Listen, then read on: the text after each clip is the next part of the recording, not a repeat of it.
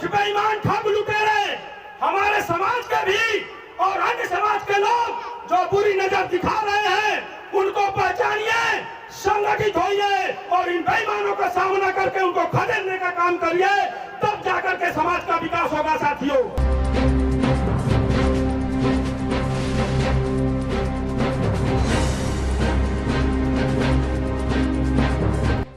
आज यानी 10 जून को देश भर के साथ साथ वाराणसी जिले के कई जगहों पर महाराजा सुहेलदेव राजभर जी का 927वां शौर्य दिवस समारोह बड़े ही भव्य तरीके से मनाया गया, जिसमें बतौर मुख्य अतिथि राजभर हेल्पलाइन उत्तर प्रदेश अध्यक्ष ब्रिजेश राजभर व गुड्डू राजभर रहे। सर्वप्रथम कार्यक्रम का आयोजन वाराणसी जिले के फतुपुर ग्राम सभा में हुआ, जहां पर मुख्य अतिथि ब्रिजेश राजभर का भव्य तरीके से स्वागत किया गया।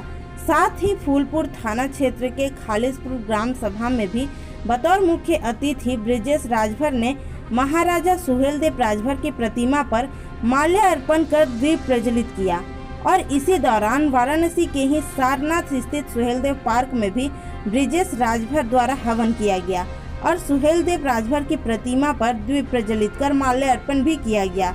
इस दौरान ब्रिजेश राजभर ने फास्ट न्यूज भारत से बातचीत के दौरान सबसे पहले फतुपुर ग्राम सभा के लोगों को धन्यवाद दिया और कहा कि लोग इसी तरह एकजुट होकर अपने समाज को आगे ले जाने का कार्य करें।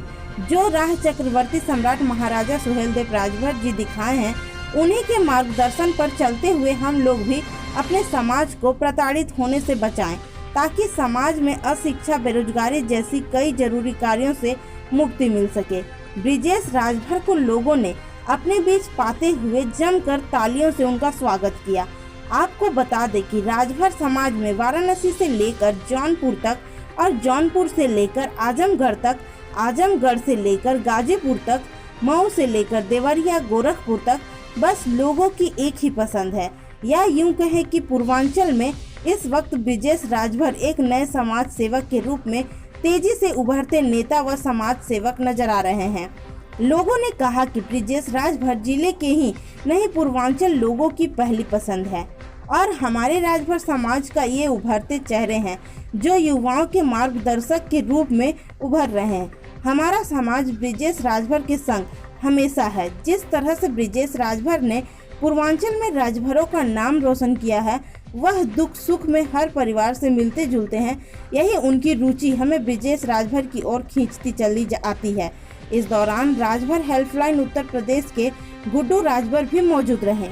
आइए देखते हैं और क्या कुछ कहा ब्रिजेश राजभर ने। आज कार्यक्रम चक्रवर्ती सम्राट हिंदू राष्ट्र रक्षक सुहेलदेव महाराज जी का आज विजय दिवस 987 आज हम लोग मना रहे हैं, पूरा देश मना रहा है। आज इसी उपलक्ष्य में आज हम लोग ग्राम सभा फतुपुर में कठिराव में आए हुए हैं और कार्यक्रम बड़े ही हर्षोल्लास से भव्य रूप देने के लिए बहुत ही समाज के लोगों ने जुट करके त्योहार के रूप में मना रहे हैं। ब्रिजेश जी, कहा जाता है कि आप जहां भी जाते हैं, क्योंकि सच्चाई है कि पार्टी से अलग होने के बाद जो है कि फिर भी कुछ विशेष कमियां नहीं देखी गई। जहां भी आप जाते समर्थक जो है कि सैकड़ों की संख्या में आ जाते हैं। आखिर वजह क्या है? नियत और विचारधारा जी। आज हमने अपनी नौकरी, रोजगार, व्यापार छोड़ करके जब राजनीति में कदम रखा तो मेरा उद्देश्य था कि समाज का सेवा, समाज के साथ उत्पीड़न न होना। आज राजभर हेल्पलाइन का जो उद्देश्य है हमको बहुत बेहतर और बहुत अच्छा लगा कि स्वास्थ्य, शिक्षा और सम्मान पे जो पहल हो रही है, जो कदम उठाया जा रहा है, उसमें हम युवाओं को जागरूक करेंगे और जागरूक करके समाज के जो विषम स्थितियां हैं, पीड़ित लोग हैं, हमारे जो दुखी समाज के लोग हैं, उनके सम्मान में कहीं से कमी नहीं आनी चाहिए। और अपनी हेल्पलाइन की टीम के साथ हम लोग हर जगह उपस्थित है। राजनीति अलग जगह है, समाज सेवा मेरा उद्देश्य है जी। कुछ ऐसे नवयुवक अभी भी हैं जिन्हें महाराजा सुहेलदेव राजभर का इतिहास नहीं मालूम है, वो कैसे थे और किस तरह से उन्होंने युद्ध लड़ा और किस तरह से उन्होंने विजय पाया। तो उन नवयुवकों के लिए आपकी तरफ से क्या संदेश होगा? उन नवयुवकों से मेरा अपील है कि सोशल मीडिया का ज़माना है।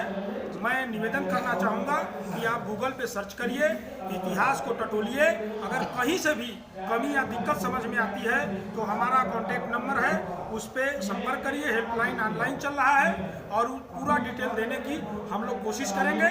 और मेरा कोशिश है कि जहाँ भी मेरा कार्यक्रम होता है, मैं चक्रवर्ती सम्राट महाराजा सुहेलदेव राजभर जी के इतिहास के साथ साथ जितने भी 174 राजा हुआ करते थे समाज का, सबके इतिहास को पटल पे लाने की एक पहल जो शुरू हुई है।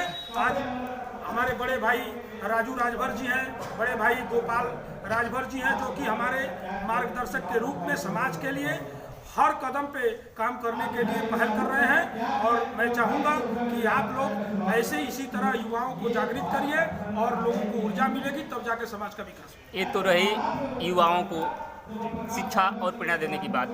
अब आपके कुछ प्रतिबंधित भी हैं जो आपके विपक्ष में कुछ नाप शनाप कहीं न कहीं बकते हैं, उनके लिए क्या संदेश होगा आपकी तरफ से? देखिए, अगर जो हमारे विरोधी हैं, मैं तो अपने लोगों से कहना चाहूँगा कि उनका जवाब न दें, क्योंकि जिस पार्टी को हम लोग छोड़ा तो विचारधारा से वो कहीं ना कहीं भटक गए हैं और उनकी विचारधारा पूंजीवाद और परिवारवाद पे आकर टिकी है।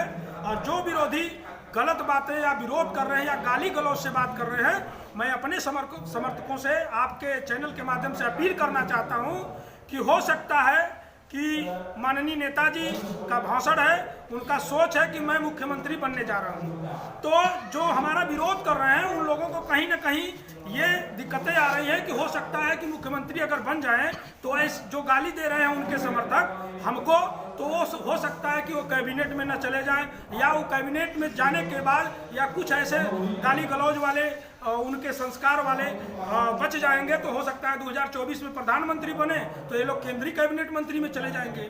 ऐसी सोच को रखने वालों से मैं यही कहना चाहूँगा कि उनका हमारे समर्थक उनका जवाब न दें, वो उनकी मजबूरी है, उनको कैबिनेट में जाना है, उनको जाने दीजिए। उनका सोच उनको मुबारक है, ये उनके संस्कार है, उनका विचारधारा है। हो सकता है सुहेल कर रहा हूँ जिस तरीके से आदरणीय बड़े भाई ब्रजेश राजभर जी ने जब महाराजा सुहेलदेव जी के स्वर्णिम इतिहास को बताया, तो साथियों मेरा ब्लड जो है 100 डिग्री के ऊपर तापमान है। बोलना तो बहुत कुछ है, जाना भी है, कई कार्यक्रम है, और ब्रजेश राजभर जी के बातों में हम अपनी बातों को सहमति देते हुए संचालक महोदय से कहेंगे कि आप आगे का कार्यक्रम देखें।